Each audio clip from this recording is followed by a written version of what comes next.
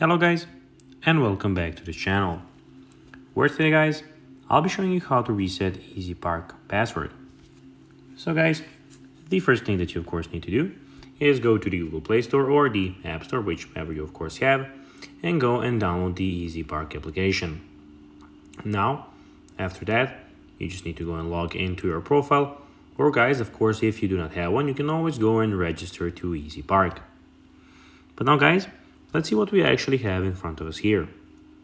So as you can see, here we have the EasyPark main phase where you can go and check out your location. At the moment, my location is not working, but be sure you can go and set up your exact location here. In the top right we have, as you can see, a lot of things about your account. But now guys, let's see how you can actually go and reset EasyPark Password. So you need to go and log into your profile on the website. When you log into their website portal, you can easily create a new password if you've forgotten it.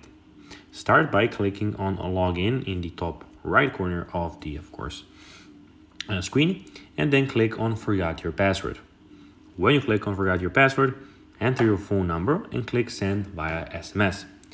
Then you'll get your new reset password option there, where you can then go and change your password to the one that you now want.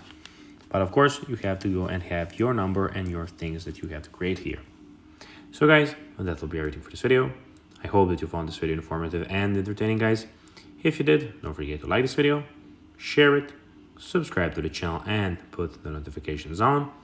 As guys, this really helps us grow our channel. So if you have a few seconds, it'll be pretty cool if you could do this for us. So guys, as I said, that will be everything for this video. I hope that you enjoyed it, and guys, as always, I'll be seeing you in the next video on this YouTube channel. Bye guys.